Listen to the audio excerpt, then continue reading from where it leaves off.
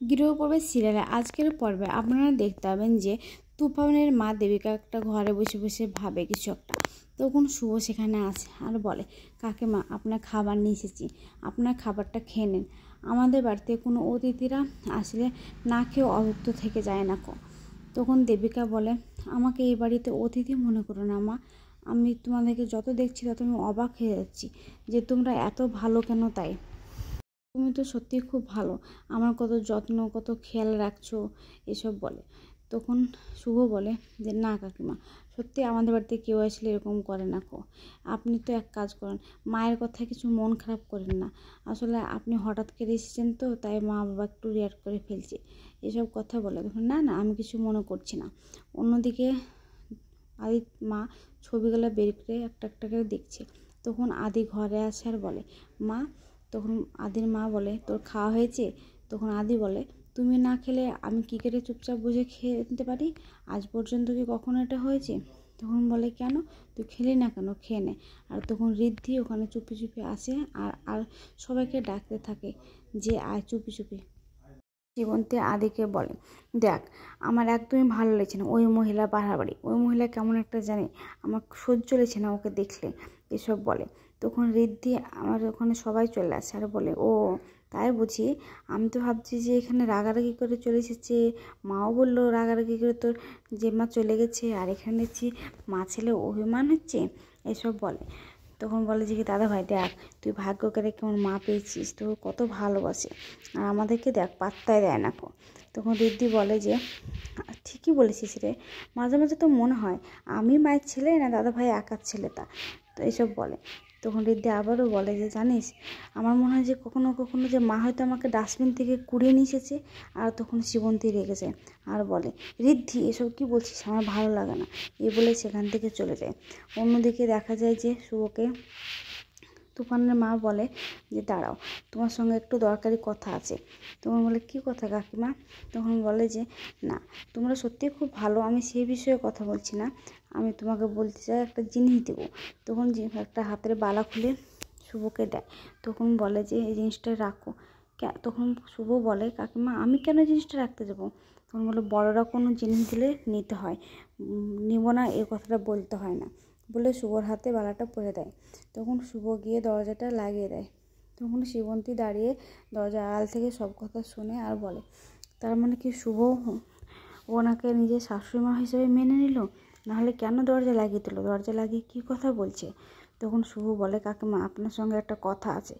তখন তুফানের মা বলে, কী কথা, কোনো কি গোপনীয় কথা? তখন শুভ বলে, সেটা আপনি জানেন গোপনীয়তা না কী তা, কিন্তু আমি বলছি আমি সব জানি, আপনি চাঁদের মা, জন্মদাত্রী মা। তখন দেবীকে অবাক হয়ে যায়, কী বলছো তুমি? তো হ্যাঁ, আর তাই আপনি এই বাড়িতে আছেন, তা আপনাকে একটা কথা বলি, তা আপনি এই বাড়িতে আছেন তাই মা বাবা চায় না, ওদের খুব অস্বস্তি হচ্ছে, অস্বস্তির কারণ হচ্ছে আপনি। আপনি কি চান যে আপনার ছেলে কষ্টে থাকুক? তা সব কিছু জানাজানি হয়ে গেলে আপনার ছেলে তো কষ্ট থাকবে। তাই আমি বলছি যে আপনি এত বড় অন্যায় করতে পারেন না। আপনি থাকেন এ বাড়িতে, আপনি আপনার ছেলের সঙ্গে থাকেন, কিন্তু অতীতের কথা টেনে তুলে আনবেন না এখানকারে। তখন দেবিকা বলে, আচ্ছা ঠিক আছে, আমি চাই না খো, কিন্তু কি বলো তো, অনেক দিন পর তো ছেলেকে কাছে পেয়েছি, তাই ছেলের সঙ্গে একসঙ্গে থাকা লোকটা আমি সামলে উঠতে পারিনি গো, তাই এসেছি। আর একটা কথা বলি, আচ্ছা তুমিও তো একটা সন্তানের মা, আবার একটা সন্তান হবে, হঠাৎ করে জানতে পারলে যে তোমার একটা সন্তানকে তুমি কখনো চোখে দেখতে পাবে না, দেখতে পাচ্ছ না, তুমি কি করবে? তখন শুভ বলে, আপনি আমাকে এসব কথা কেন বলছেন? তখন দেবিকা বলে, তুমি খুব বুদ্ধিমতী, তুমি ঠিক বুঝতে পারবে। ঠিক তখনই দরজায় এসে বাড়ি দেয় আদি। শুভ তুমি এখানে আছো? তাই বলে চিৎকার করে। তখন শুভ গিয়ে দরজাটা খুলে দিলে আদি বলে, এখানে কি করছো? দরজা লাগিয়ে দিয়ে তখন বলে যে, শাড়িটা চেঞ্জ করছিল তাই দরজাটা লাগানো ছিল। তখন আদি এসে বলে, কাকিমা ভালো আছেন তো, খাওয়া দাওয়া করেছেন? তখন শুভ একটু আড়ালে গিয়ে মনে মনে ভাবতে থাকে, কাকিমা এসব কি বললো? কাকিমা কি কোনো কিছু ইঙ্গিত দিচ্ছে, আরও কি অনেক কারণ আছে এসব বলে।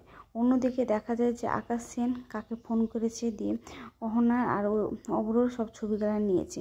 আর নেওয়ার পরে তখন আকাশ সেন বলছে, দাঁড়াও অহনা, এবার তোমাদের ব্যবস্থা হবে, তোমাকে আমি কুঠি হিসেবে ব্যবহার করব আর তোমার দাদাকেও কষ্ট দেবো, আমার বোনকে কষ্ট দিয়া।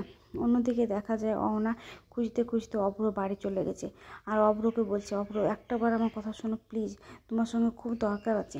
তখন অভ্র বলে, তুমি কেন এখানে এসেছো? তুমি জানো না মা জেনে গেলে কী বড় অশান্তি হতে পারে?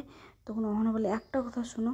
যখন অহনা বলতে যাবে আমি প্রেগনেন্ট, আর তখনই অভ্রর মা চিৎকার করতে করতে বাড়ি থেকে বেরিয়ে আসবে আর বলবে, তুমি এখানে, আমি যেন তোমার কোথাও দেখেছি। তখন বলে, ও এবার বুঝতে পেরেছি, ওই তো ওই ছবিগুলো নেই। তখন অহনা বলে, আন্টি আন্টি আমি আপনার ছেলেকে ভালোবাসি। তখন অভ্র মা বলে, লজ্জা করে না বড়দের মুখের সামনে এসে ভালোবাসি কথাটা বলতে? বাপ মাকে কোনো শিক্ষা দেয়নি কো? এখান থেকে বেরিয়ে যাও বলে অভ্র মা দরজা লেগে দিয়ে ঘরের ভিতরে চলে যায়। আর অহনা ওখানে অভ্র অভ্র করে চিৎকার করতে থাকে। অন্যদিকে পুলক ঘরে একা একা বসে থাকলে শুভ সেখানে আসে আর এসে বলে, বাবা তুমি একা একা বসে আছো, তোমার খাওয়া দাওয়া হয়ে গেছে? তো না মানে হয়ে গেছে তাই বলি।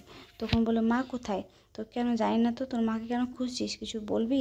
তখন বলে, না আমার তোমার সঙ্গে কিছু পার্সোনাল কথা আছে, যে কথাগুলো বলবো আমি মায়ের সামনে বলতে চাই না। তখন পুলক বলে, কি কথা বল? আচ্ছা বাবা একটা কথা বলো তো, তুমি আমার কাছে কি আর কিছু লুকিয়েছো? তখন পুলক বলে, না আর তো আমি কিছু লুকাইনি, তুমি কিন্তু আমাকে সত্যিটা বলতে পারো বাবা, নাহলে কিন্তু এর জন্য তুমি বড় পস্তাবে। একটা ভুল তো করে আদির কাছ থেকে গোপনীয়তা করে, আর একটা ভুল যদি করো তাহলে তো বুঝতে পারবে যে আদি কী করবে আর কি করবে না তা। তখন বলে যে কি না, তাহলে তুমি বলছো যে তুমি অনাথ আশ্রম থেকে আদিকে নিয়ে আসোনি, তুমি দেবিকা আন্টিকেও চিনো না, তাহলে তুমি কি বলছো? তখন বলে যে হ্যাঁ, তা চিনো না যখন তাহলে তুমি তুফানের বাড়িতে পৌঁছালে কী করে, সত্যি কথা বলো। তখন বলে যে হ্যাঁ, সেদিনকে রাত্রে লক্ষ্মী পুজোর দিন সেদিনকে এসে আমাকে ওর ঠিকানাটা দিয়ে যায়, আর আমি ওর বাড়িতে যাই শুধুমাত্র কনফার্ম হওয়ার জন্য ও কী বলতে চাইছে। আর সেখানে গিয়ে আমি যে বসি আর তোদের কণ্ঠ শুনতে পাই, আমি তোদের কাছ থেকে পালিয়ে যাবো বলে তাড়াহুড়ো করে ঘড়িটা রেখে ওখান থেকে চলে আসি। অন্যদিকে দেখা যায় যে অহনা একটা ক্যাফে গিয়ে বসে আছে, আর সেখানে